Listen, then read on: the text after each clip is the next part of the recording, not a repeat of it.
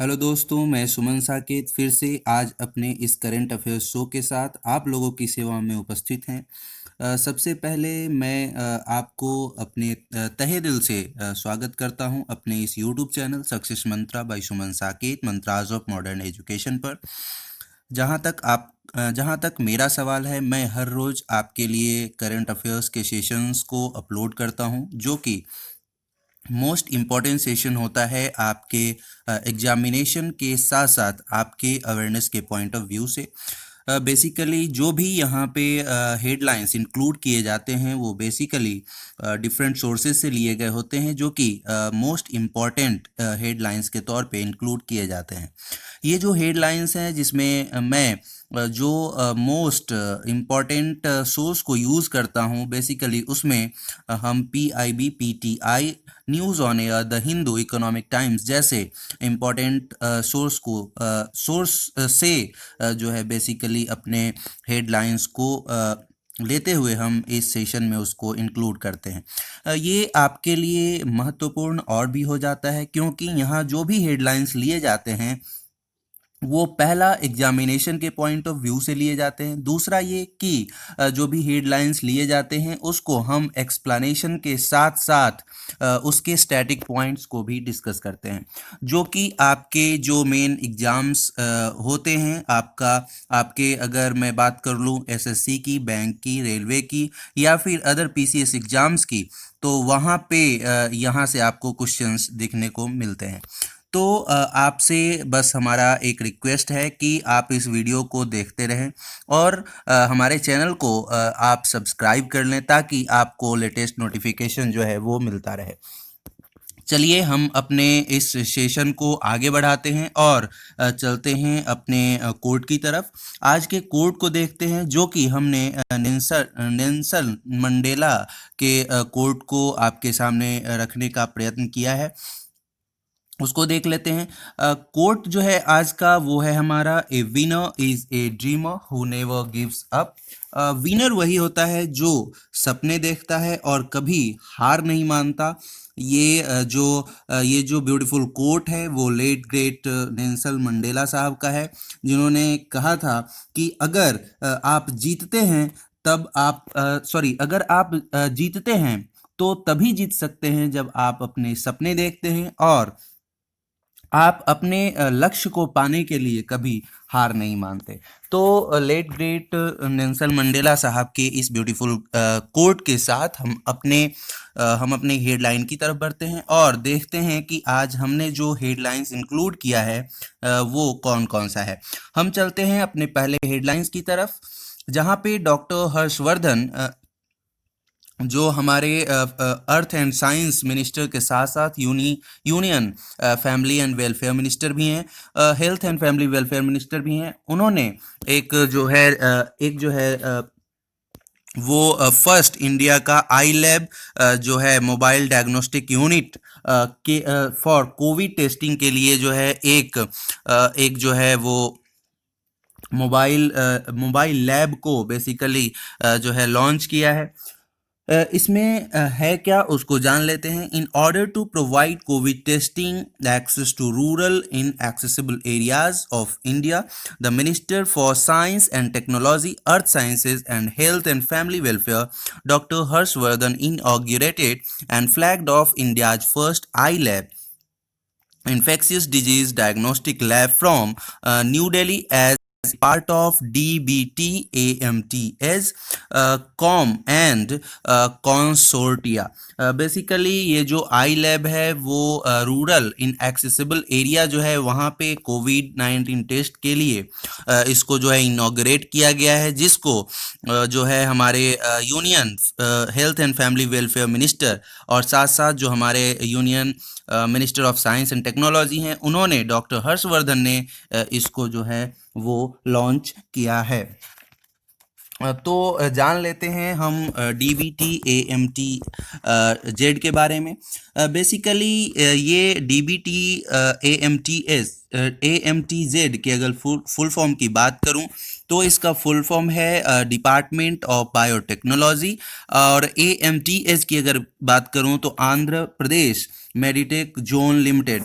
ये जो हमारा डिपार्टमेंट ऑफ बायोटेक्नोलॉजी और Andhra Pradesh Meditech zone technology है, इसके सहायता से इसको जो है डेवलप किया गया है, जो कि बेसिकली कोविड-19 टेस्ट को रूरल एरियाज में कैसे एक्सेस किया जाए उसके लिए इसको लॉन्च किया गया है। हम बात कर लेते हैं डिपार्टमेंट ऑफ बायोटेक्नोलॉजी की। तो इसके जो सेक्रेटरी हैं वो हैं रेणु स्वरूप। हेड क्वार्टर जो है इसका न्यू दिल्ली में है। और अगर AMTH की बात की जाए तो इसके CEO जो है डॉक्टर जितेंद्र शर्मा, और इसका हेड क्वार्टर जो है विशाखापट्टनम आंध्र प्रदेश में है। आई होप कि ये फर्स्ट हेडलाइन जो है वो आपका क्लियर हो गया होगा। यहाँ से क्वेश्चन आपसे कौन कौन सा पूछा जा सकता है, तो इसको आप आसानी से कर सकते हैं। अगर आपका ये पॉइंट क्लियर है तो हम आगे बढ़े, चलते हैं अपने अगले हेडलाइन की तरफ। अगले हेडलाइन को देखते हैं कि अगला हेडलाइन हमारा कौन सा है। दूसरा जो हेडलाइन है वो कोल मिनिस्ट्री से आ रहा है, जहां पे कोल मिनिस्ट्री एंड फिकी फिकी ने आपस में एक इनिशिएटिव को लिया है, जो initiative basically coal mining block के ई ऑक्शन के ऊपर है। इसमें है क्या उसको देख लेते हैं। तो कोल मिनिस्ट्री और फिकी ने 41 कोल माइनिंग ब्लॉक को ई ऑक्शन की प्रक्रिया शुरू कर दी है, जिसकी शुरुआत जो है वो PM मोदी ने की। इस प्रोसेस को जो है बेसिकली लॉन्च किया किसने, तो हमारे देश के प्रधानमंत्री नरेंद्र दामोदर दास मोदी ने। On the lines of announcement made by central government under the 20 lakhs crore Atmanirbhar Bharat Abhiyan on June 18, 2020, Prime Minister Narendra Modi has launched the two-stage electronic auction of 41 coal blocks for commercial mining through video conference.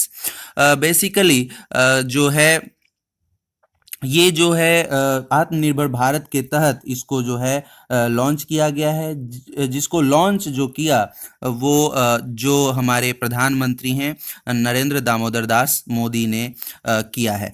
Basically इसमें e auction किया जाएगा, जो हमारा 41 coal mining है, और ये जो auction किया जाएगा वो कोल मिनिस्ट्री और फिकी के आपस में सहभागिता से किया जाएगा। दूसरे पॉइंट की बात करें, the commencement of the auction process of this block is likely to contribute ₹20,000 crore revenues annually to the state governments. On the central government front, it is expected to garner ₹33,000 crore of capital investment over next 5 to 7 years. इस auction process में जो है state government को सालाना annually 20,000 crore जो है वो राजस्व के रूप में आने की संभावना है। और आपसे कह दें, केंद्र सरकार द्वारा इस योजना पर अगले 5-7 सालों में अप्रोक्स 33 करोड़ जो है वो निवेश करने का भी प्लान है। तो ये ई ऑक्शन प्रोसेस जो है वो स्टार्ट किया गया है कोल मिनिस्ट्री और फिकी के द्वारा। अगर मैं बात कर लूँ मिनिस्ट्री ऑफ कोल की, तो प्रहलाद जोशी जो हैं यूनियन मिनिस्टर हैं कोल के, और सेक्रेटरी जो हैं वो अनिल कुमार जैन साहब हैं। फिकी की बात कर ली जाए तो फिकी के जो चेयरमैन हैं, प्रेसिडेंट हैं, वो संगीता रेड्डी अभी फिलहाल करंट में हैं। आगे चलते हैं, हेड क्वार्टर की बात कर लेते हैं। तो इसका जो हेड क्वार्टर है वो बेसिकली न्यू दिल्ली में है। हम फिकी के जो है फुल फॉर्म की बात कर लें तो फिकी का जो फुल फॉर्म है वो है federation of Indian chambers of commerce and industry. I hope ये पॉइंट आपका क्लियर हो गया होगा। तो यहाँ से क्या क्या क्वेश्चन बन सकता है वो मैं आपको बता दूं। पहला क्वेश्चन ये बन सकता है कि अभी 41 कोल ब्लॉक्स के ई ऑक्शन प्रोसेस को जो है किसने लॉन्च किया, तो आंसर जो होगा वो होगा PM मोदी। दूसरा क्वेश्चन ये बन सकता है कि इस इनिशिएटिव को शुरू जो किया गया है वो किसके सहभागिता से किया गया, तो आंसर जो होगा वो होगा कोल मिनिस्ट्री एंड फिकी।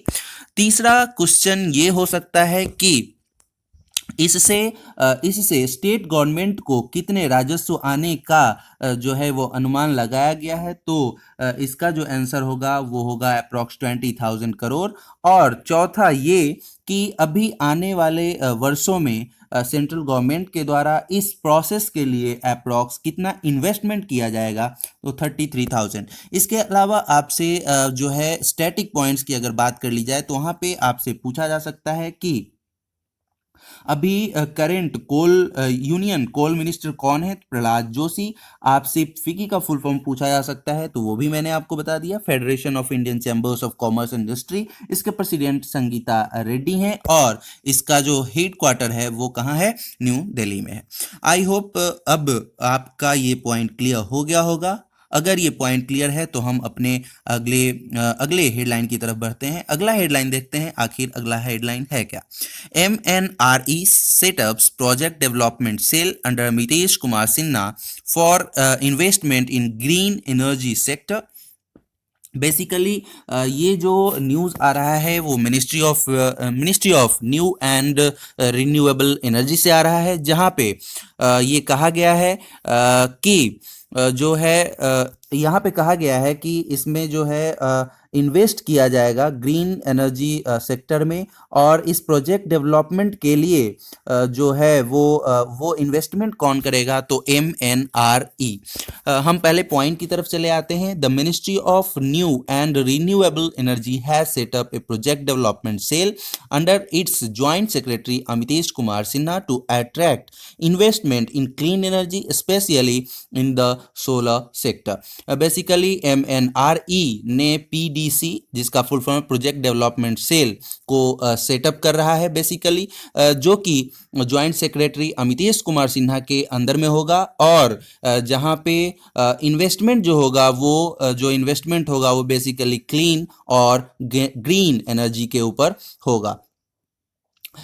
This sale will offer the investment those renewable energy projects where all the necessary works like detailed project report, land availability have been completed। Basically यह सेल उन रिन्यूएबल एनर्जी परियोजनाओं के ऊपर जो है इन्वेस्ट करेगा जहां विस्तृत परियोजना रिपोर्ट, भूमि उपलब्धता इत्यादि जैसे आवश्यक कार्य जो भी हैं वो बेसिकली कंप्लीट हो चुके होंगे। तो इस पे इनका इन्वेस्टमेंट होगा। हम बात कर लेते हैं ministry of new and renewable energy की।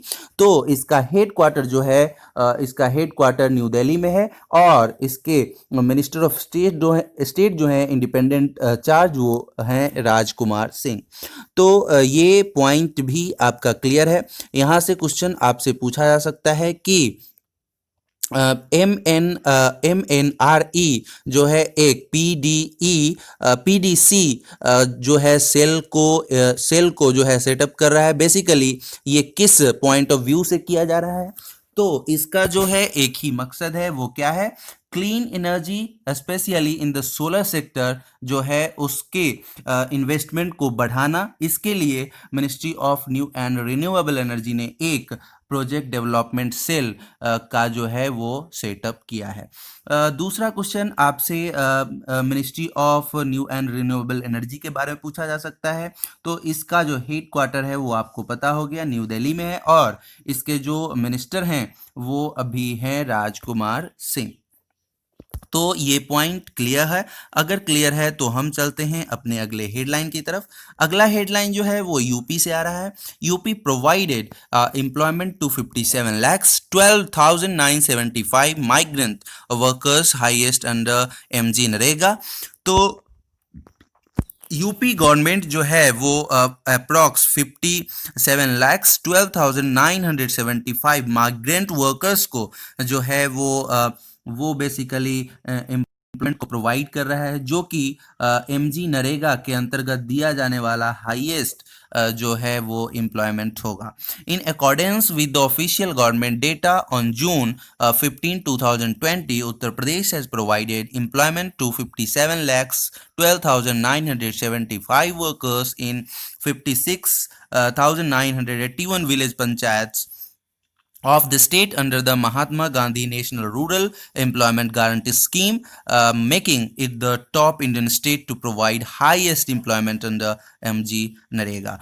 जो ऑफिशियल गवर्नमेंट है उसके डेटा के अनुसार जो यूपी गवर्नमेंट है वो 57,12,975 वर्कर्स को जो है, जो कि अप्रोक्स 56,981 विलेज पंचायत से आते हैं, उनको एम्प्लॉयमेंट दे रहा है, जो अभी तक के सबसे अभी तक का जो है सबसे ज़्यादा एम्प्लॉयमेंट प्रोवाइड करने वाला जो है स्टेट बन गया है, जो कि एमजी नरेगा के तहत बेसिकली ये एम्प्लॉयमेंट जो है प्रोवाइड किया जा रहा है। UP is followed by Rajasthan which has engaged 53.45 lakhs worker, Andhra Pradesh with 36 lakhs workers, and West Bengal with 26 lakhs, and Madhya Pradesh with 23.95 lakhs workers. UP को जो है फॉलो कर रहा है राजस्थान, उसके बाद आपका आंध्र प्रदेश, चौथे पोजीशन पर जो है वो वेस्ट बंगाल है, और पांचवें पोजीशन पर मध्य प्रदेश है। तो आपसे क्वेश्चन इस तरह से पूछा जा सकता है कि एमजी नरेगा के तहत सबसे ज़्यादा एम्प्लॉयमेंट प्रोवाइड करने वाला स्टेट कौन सा है? तो आंसर जो होगा वो यूपी होगा। दूसरा आपसे ये पूछा जा सकता है कि बेसिकली दूसरे नंबर का जो स्टेट है वो आपका कौन सा है? तो आपका राजस्थान है, तीसरे नंबर पर आंध्र प्रदेश है, और चौथे पांचवें नंबर पर जो है वेस्ट बंगाल और मध्य प्रदेश रिस्पेक्टिवली हैं। तो ये पॉइंट आपको याद होने चाहिए। हम बात कर लेते हैं एमजी नरेगा के बारे में। तो इसका पहले आपसे पूछा जा सकता है कि फुल फॉर्म क्या है? तो इसका फुल फॉर्म जो है वो है Mahatma Gandhi national rural employment guarantee scheme. Basically इसको जो बनाया गया वो Mahatma Gandhi employment guarantee act 2005 के थ्रू बनाया गया, later renamed as the Mahatma Gandhi national rural employment guarantee scheme act MG NREGA. पहले जो था इसका नाम Mahatma Gandhi employment guarantee act 2005 था, बाद में इसका नाम चेंज हो गया, इसका नाम हो गया Mahatma Gandhi national rural employment guarantee act MG NREGA, जो कि सितंबर 2005 में इसको पास किया गया। It is an Indian labour law that aim to guarantee the right to work. ये बेसिकली जो है इंडियन लेबर लॉ के अंतर्गत आने वाला स्कीम है, जिसका मेन जो फोकस रहता है वो अपने कार्य के अधिकार को दिलाना होता है। बेसिकली अगर बात कर ली जाए यूपी के स्टैटिक पॉइंट की, तो यूपी के अभी करंट सीएम जो हैं वो हैं योगी आदित्यनाथ, कैपिटल जो है लखनऊ है, और गवर्नर आनंदीबेन पटेल जी हैं। तो ये पॉइंट आपका क्लियर हो गया होगा, आई होप अच्छे से क्लियर हो गया होगा। अगर क्लियर है तो हम बढ़ें आगे, और अगर नहीं क्लियर है तो आप हमें अपने डाउट को कमेंट के थ्रू पूछ सकते हैं। आपका सजेशन भी अत्यंत महत्वपूर्ण है हमारे लिए, क्योंकि अगर आपका सजेशन हमें मिलता है तो हम उसके ऊपर और भी बेहतर वीडियो को रिकॉर्ड करने का प्रयत्न करेंगे। इसलिए आप अपने सजेशन को कमेंट के थ्रू बताना ना भूलें, आपके सजेशन का हमें इंतज़ार रहता है। दूसरा ये कि अगर आपको ये वीडियो पसंद आ रहा है तो प्लीज़ इस वीडियो को लाइक तो करें ही, साथ ही साथ शेयर भी करें, ताकि ज़्यादा से ज़्यादा लोगों तक ये वीडियो पहुंच सके। तो चलिए हम बढ़ते हैं अपने अगले खबर की तरफ। आगे बढ़ते हैं, अगला खबर क्या है उसको देखते हैं। India's first ever climate change assessment climate change tracker, basically जो है इंडिया का पहला क्लाइमेट चेंज असेसमेंट हुआ है, जिसका नाम जो है क्लाइमेट चेंज ट्रैकर के नाम से इसको रखा गया है। इसमें क्या है इसको हम जान लेते हैं। पहले पॉइंट्स की तरफ आते हैं। पहला पॉइंट जो है वो है हमारा, India released its first national report on the state of the climate crisis, prepared with the support of the Ministry of Earth Sciences and edited by the scientists of the Indian Institute of Tropical Meteorology IITM Pune. The projections of the report are based on the IITM Earth System Model and coordinated regional climate downscaling experiment data sets. Basically Bharat ने जलवायु विज्ञान मंत्रालय के समर्थन के साथ तैयार जलवायु संकट की स्थिति पर अपनी पहली राष्ट्रीय रिपोर्ट जारी की है, जो भारतीय प्रौद्योगिकी संस्थान के वैज्ञानिकों द्वारा जो है किया गया है। यह रिपोर्ट IITM के अर्थ सिस्टम मॉडल और जो है coordinated regional climate down scaling प्रयोग डेटा सेट पर जो है वो बेस्ड है। बेसिकली यहाँ जो है यहाँ मैं बात कर लूँ IITM की, तो इसका जो फुल फॉर्म है Indian institute of tropical meteorology है। तो ये आपका पहला असेसमेंट हुआ है। जो असेसमेंट किया गया है वो पहला नेशनल रिपोर्ट के तहत इसको असेसमेंट के तौर पे लिया गया है, जहाँ पे जो हमारा IITM Indian institute of tropical meteorology जो पुणे में है उसके और ministry of earth and sciences के हेल्प से इसको किया गया है। जहाँ पे बेसिकली ये जो हमारा असेसमेंट है, बेसिकली इसको क्या बोलते हैं हिंदी में, असेसमेंट, दैट्स मीन आकलन, बेसिकली जो है ये किया गया है। यह रिपोर्ट जो है पृथ्वी प्रणाली मॉडल और समन्वित क्षेत्रीय जलवायु डाउन स्केलिंग प्रयोग के डेटा सेट पर आधारित है। आपसे क्वेश्चन यहाँ से ये पूछा जा सकता है कि अभी क्लाइमेट चेंज असेसमेंट को जो एज ए रिपोर्ट पब्लिश किया गया वो किसके हेल्प से किया गया, तो आंसर जो होगा वो आपका होगा मिनिस्ट्री ऑफ अर्थ साइंसेज, जो इसमें इन्वॉल्व मिनिस्ट्रीज थी, और जो इसको एडिट किया वो था हमारा IITM पुणे। दूसरा आपसे ये पूछा जा सकता है कि IITM जो है Indian institute of tropical meteorology, ये कहाँ स्थित है, तो आंसर जो होगा वो पुणे होगा। इसके डायरेक्टर जो हैं वो हैं professor Ravishankar Nanjundiah, and location Pune Maharashtra. Ministry of earth and sciences की अगर बात कर ली जाए तो इसके जो मिनिस्टर हैं हर्षवर्धन है और सेक्रेटरी M राजीवन है। तो आई होप ये पॉइंट आपका क्लियर है। आगे बढ़ते हैं हम अपने अगले हेडलाइन की तरफ, जान लेते हैं अगला हेडलाइन हमारा कौन सा है।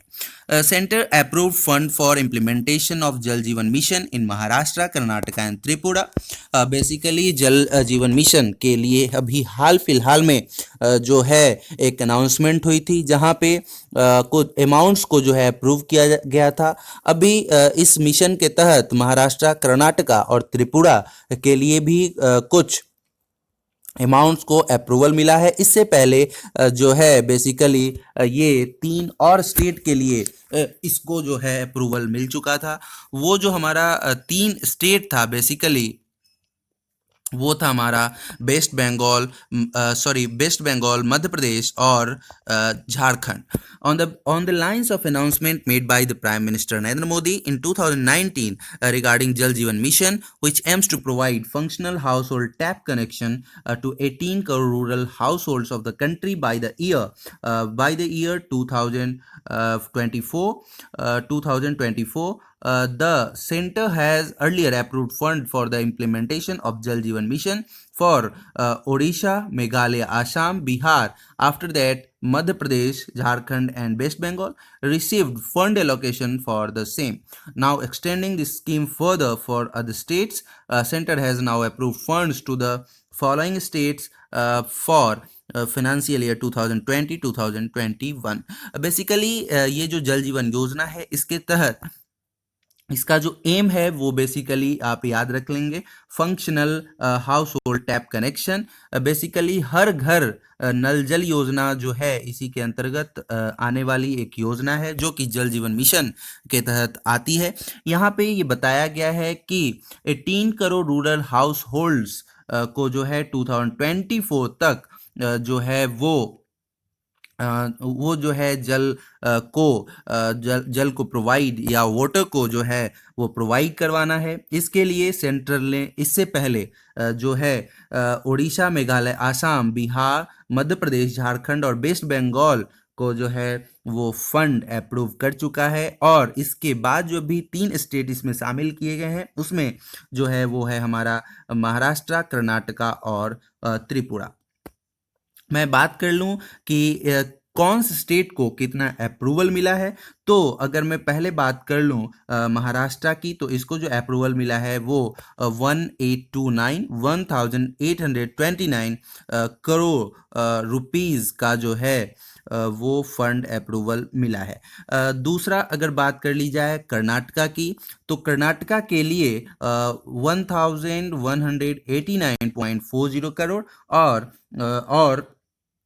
अगर मैं बात कर लूँ त्रिपुरा के लिए, तो इसके लिए 156.61 करोड़ फंड को सेंट्रल गवर्नमेंट से अप्रूवल मिली है। तो ये केवल आपको अप्रूवल याद रखना है कि कौन से स्टेट को कितना फंड अप्रूवल सेंट्रल गवर्नमेंट के लिए थ्रू जल जीवन योजना के तहत मिला है। तो यहाँ से आपका क्वेश्चन बन सकता है।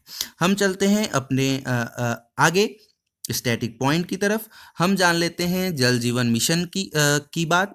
तो जल जीवन मिशन बेसिकली जो है वो मैंने आपको बताया कि एक ऐसा मिशन है जिसके तहत approx 18 crore families, rural house hold families हैं जहाँ पे जल को पहुँचाना है। इसके लिए जो एम रखा गया है वो basically 55 litre per capita per day, एक दिन में 55 लीटर पर कैपिटा जो है वो रेगुलर बेसिस पे और लॉन्ग टर्म बेसिस पे बेसिकली जल को पहुंचाने का एम है। The estimate outlay of the mission is ₹3.60 lakhs crore with central and state share of 2.08 lakhs crore and RS 1.52 lakhs crore respectively.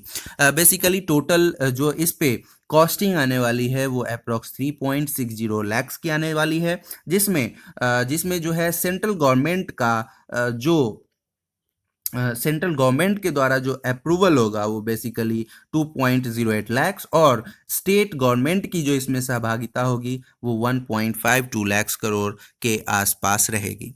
तो ये पॉइंट आपका क्लियर हो गया होगा। ये पॉइंट आपका क्लियर है तो हम आगे बढ़ते हैं अपने अगले खबर की तरफ। अगला खबर है India second major drive of global energy consumption in 2019 after China 9th edition of BP statistical review 2020। Basically BP PLC British petroleum company द्वारा जो जारी एक स्टैटिकल रिव्यू है जिसका नाम जो है वो है statistical review of world energy 2020। इसमें जो है वो इंडिया को बेसिकली वो दूसरे स्थान पर रखा गया है, जो कि इस स्टैटिकल रिव्यू वर्ल्ड एनर्जी 2020 का जो है वो 69th एडिशन था। तो ब्रिटिश पेट्रोलियम कंपनी द्वारा जारी सांख्यिकी समीक्षा 2020 के 69वें संस्करण में भारत को 2019 में वैश्विक ऊर्जा खपत में दूसरा स्थान प्राप्त हुआ है, जबकि चीन को जो है वो पहले स्थान पर रखा गया है। On the other hand, India's energy consumption in 2019 was the third largest only after China and US.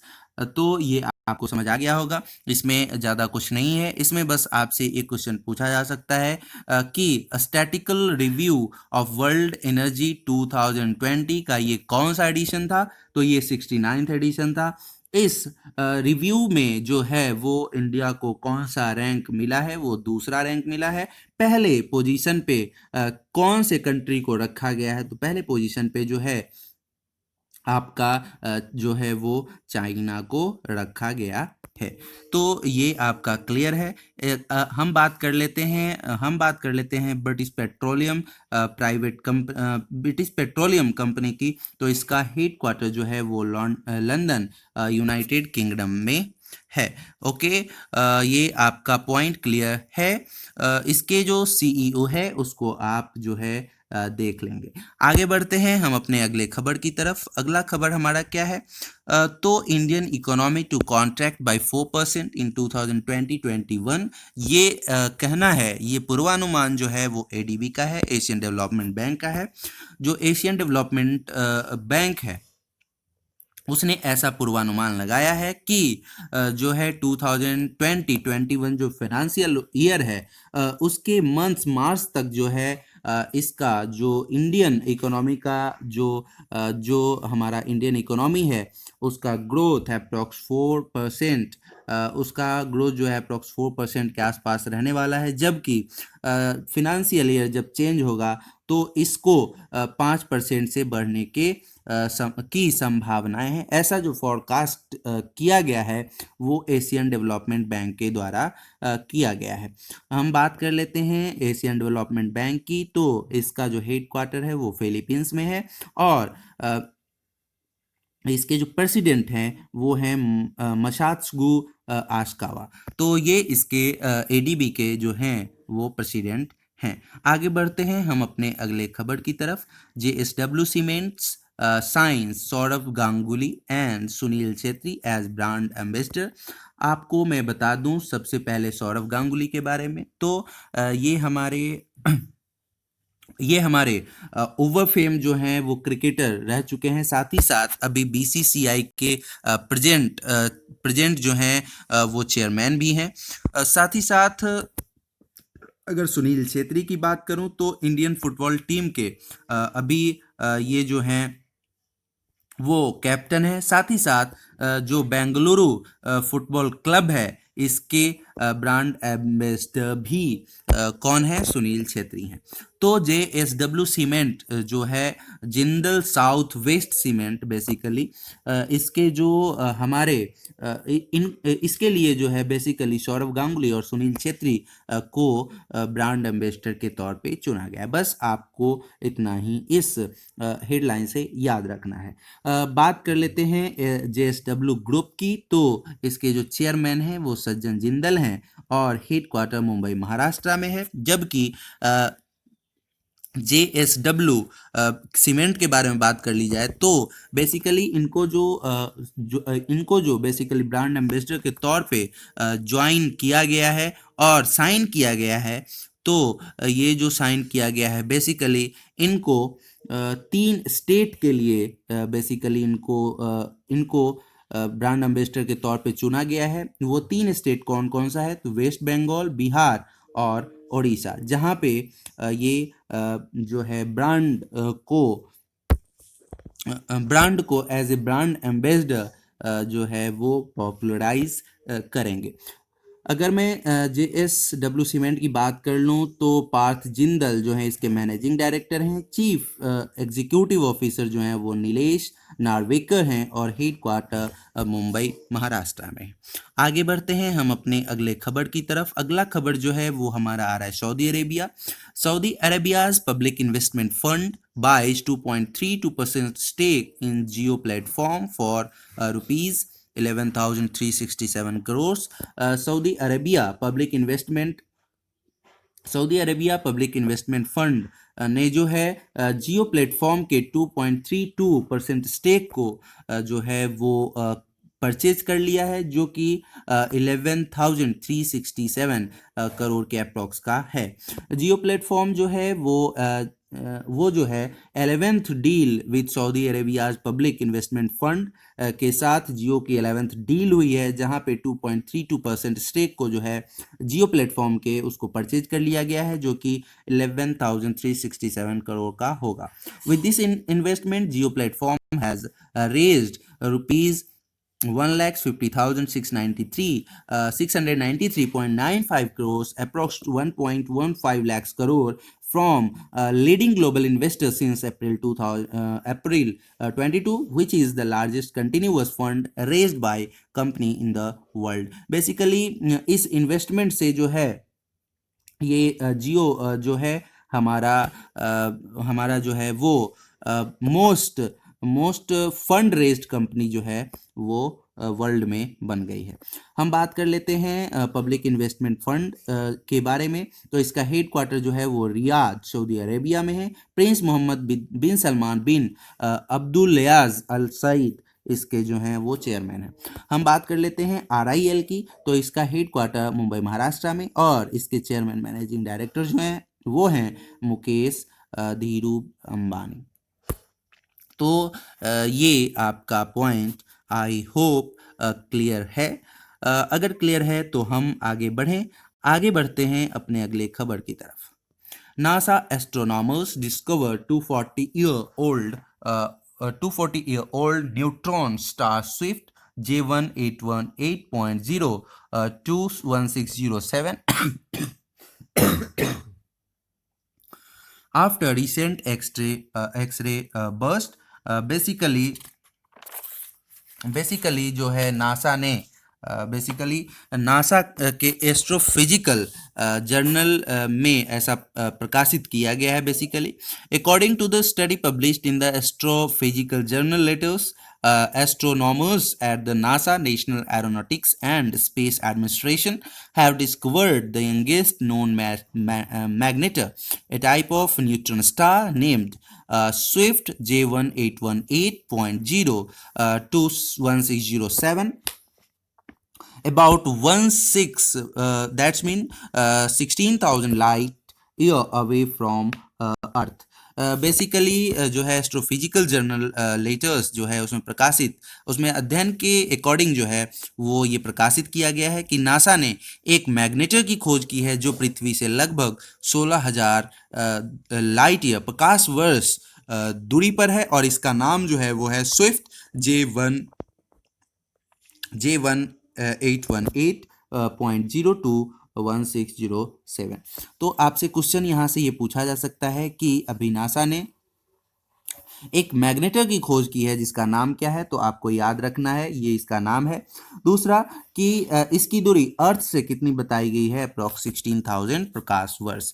आपको मैं बता दूं कि ये मैग्नेटर क्या है. Magnetar is basically A type of neutron star which believed to have an extremely magnetic field. तो basically magnetar जो है एक तरह का न्यूट्रॉन स्टार है जो कि बेसिकली मैग्नेटिक फील्ड जो है इसमें बहुत ज़्यादा है, इसलिए इसका नाम जो है वो मैग्नेटर स्टार दिया गया है. It was first discovered back on March 12 by NASA's Neil Gehrels Swift Observatory when a large amount of X-rays were emitted by it. The European Space Agency's XMM Newton Observatory and NASA's New Star Telescope then studied this magnetar and found that it was the youngest to 40 years volt. Basically यह पहली बार जो है NASA द्वारा 12 मार्च को जो है वो Swift observatory में खोजा गया था. तब इससे बड़ी मात्रा में एक्सरे का जो है वो इमिशन हुआ था, और जब नासा की XMM न्यूटन ऑब्जर्वेटरी और न्यू स्टार टेलीस्कोप के द्वारा इसका जो है वो इसको जो है स्टडी किया गया, तो उसमें पाया गया कि यह जो है सबसे पुराना सबसे कम एज का जो है वो जो है वो बेसिकली मैग्नेटर है, और इसका एज जो है वहाँ बताया गया था कि इसका एज 240 ईयर्स पुराना है. हम बात कर लेते हैं नासा के बारे में. तो आपको सबसे पहले इसके फुल फॉर्म को देखना है. National aeronautics and space administration. इसका हेडक्वार्टर जो है वो वॉशिंगटन DC में है, और एडमिनिस्ट्रेटर जो हैं वो जिम ब्रेंडनस्टाइन इसके एडमिनिस्ट्रेटर हैं. आगे चलते हैं हम अपने अगले खबर की तरफ. अगला खबर क्या है उसको देखते हैं. IIT Mandi develops herbal infusion technology to help farmers in the mid-Himalayan region. Basically IIT मंदी जो है मिड हिमालयन रीजन में किसानों की मदद के लिए एक हर्बल इन्फ्यूज़न टेक्नोलॉजी को विकसित कर रहा है, डेवलप कर रहा है. Researchers of Indian institute of technology Mandi have developed a herbal infusion technology as a source of income of rural marginal farmers in the mid Himalayas. Basically ये जो टेक्नोलॉजी डेवलप किया गया है वो इनकम के पॉइंट ऑफ व्यू से किया जा रहा है. हम पहले यहाँ पे कोशिश करते हैं आपको समझाने का कि हर्बल इन्फ्यूज़न टेक्नोलॉजी बेसिकली क्या होता है. तो हर्बल इन्फ्यूज़न टेक्नोलॉजी बेसिकली एक केमिकल प्रोसेस है जो बेसिकली सूखे जड़ी बूटियों, फूलों इत्यादि को जो है बेसिकली वो यूज़ करता है, और इसके इंग्रेडिएंट्स को पानी जैसे कोई भी लिक्विड में आसानी से छोड़ देता है, जिसको बाद में यूज किया जा सकता है। तो बेसिकली यही है हर्बल इन्फ्यूजन टेक्नोलॉजी। तो इसको विकसित कर रहा है हमारा Indian institute of technology Mandi. The technology is ready to license industries interested in working with enabling women of Kaman Evok, a rural incubator at IIT Mandi in the interest of empowering the Kaman Valley farmers. Basically ये जो है technology वो licence industries के लिए ready हो चुका है, जहाँ पे जो है जो भी इंटरेस्टेड है इनको जो है यूज कर सकते हैं। तो ये बेसिकली आपका मिड हिमालयन रीजन में स्टार्ट किया गया है। हम बात करते हैं आईआईटी मांझी की। तो इसके चेयरपर्सन जो हैं वो सुबोध भार्गवा हैं और प्रोफेसर टिमोथी ए गोंसाल्व्स इसके डायरेक्टर हैं। आगे बढ़ते हैं हम अपने अगले खबर की तरफ। अगला खबर हमारा क्या है उसको देखते हैं। सस्टेनेबल गैस्ट्रोनॉमी डे 2020 जो है उसको मनाया गया। वेटर्न माफ़ कीजिएगा, ये आपका जो है ये गलत है, ये आपका जून 18 का न्यूज़ था, इसको आप इग्नोर कर दें। हम आते हैं यहाँ पे veteran economist and member of the 10th finance commission IAS BPR Vital Varu passed away at 93 in Hyderabad due to old age related elements. He was born in 1926. जो वेटरन इकोनॉमिस्ट थे जो कि 10th फाइनेंस कमीशन जो था उसके member भी रह चुके थे, जिनका नाम था BPR वैतल बारू, इनका जो है देहांत हो गया था देहांत हो गया है। और बेसिकली इनका जो जन्म हुआ था वो 1926 में हुआ था। अगर मैं VPR वैतल बारू की बात कर लें तो ये जो थे सेक्रेटरी भी रह चुके थे finance and planning commission finance and planning government of Andhra Pradesh में, जो कि इन्होंने इस पद पर 1972 से 1982 तक काम किया था। He was a deputy chairman state planning board के ये डिप्टी चेयरमैन भी रह चुके थे। He was also chairman expenditure commission government of Kerala में ये एक्सपेंडिचर के चेयरमैन थे, एक्सपेंडिचर कमीशन के। For a short period he was a fiscal adviser to the governments of Sudan and Malawi at the international monetary fund. IMF Sudan और Malawi में ये physical adviser के post पर भी काम कर चुके थे। He was deputed as registrar of the Osmania university in Andhra Pradesh in 1960. He established the Center for Economic and Social Studies Hyderabad. Basically ये रजिस्ट्रार जो है उस्मानिया यूनिवर्सिटी के वो 1960 में, और इन्होंने जो एक जो है इंस्टीट्यूट को इस्टेब्लिश करा था CESS centre for economic and social studies, इसको भी इन्होंने इस्टेब्लिश करा था। बात कर ली जाए सेस की। तो सेस की अगर बात की जाए तो हैदराबाद तेलंगाना में इसका हेडक्वार्टर है, और चेयरमैन जो अभी करंट हैं वो प्रोफेसर R राधाकृष्णन हैं। तो ये आपका पॉइंट क्लियर हो गया होगा। आपसे क्वेश्चन ये पूछा जा सकता है कि अभी हाल फिलहाल में BPR वितल बारू का जो देहांत हुआ वो किस फील्ड से जुड़े हुए थे। तो बेसिकली वो डिफरेंट फील्ड से जुड़े हुए थे, लेकिन मोस्ट इम्पोर्टेंट जो फील्ड है उनका वो है आपका फाइनेंस कमीशन के मेंबर के तौर पे उन्होंने काम किया था। साथ ही साथ एक और जो पॉइंट बनता है वो फिजिकल एडवाइज़र जो कि IMF के लिए सूडान और मलावी में उन्होंने काम किया था। तो ये आपका पॉइंट बन सकता है। आगे चलते हैं हम अपने अगले हेडलाइन की तरफ। अगला हेडलाइन क्या है उसको देखते हैं। ये मैंने आपको शुरू में ही बता दिया कि RIL रिलायंस इंडस्ट्रीज लिमिटेड जो है वो बेसिकली जो है वो $150 बिलियन मार्क को क्रॉस कर गया है, जो उसका मार्केट कैपिटलाइजेशन है। और इसके कारण जो है वो बेसिकली ग्लोबली मार्केट कैपिटलाइजेशन के रिस्पेक्ट में जो है वो ग्लोबल एनर्जी पार्टनर और एनर्जी प्लेयर से जो है ऊपर चला गया है। तो अभी हाल फिलहाल में आपसे क्वेश्चन जो पूछा जाएगा, क्वेश्चन ये पूछा जाएगा कि कौन सी ऐसी कंपनी है जिसका मार्केट वैल्यूएशन और मार्केट कैपिटलाइजेशन जो है $150 बिलियन के पार पहुंच गया है। तो वो है इंडियन कंपनी जिसका नाम है क्या, रिलायंस इंडस्ट्रीज लिमिटेड। आपसे बस इतना ही पूछा जाएगा। आगे बढ़ते हैं हम अपने अगले खबर की तरफ। अगला खबर क्या है उसको देखते हैं। Union minister launches R&D portal Satyabhama. ये सत्यभामा है क्या, पहले पॉइंट से इसको हम समझने का प्रयत्न करते हैं।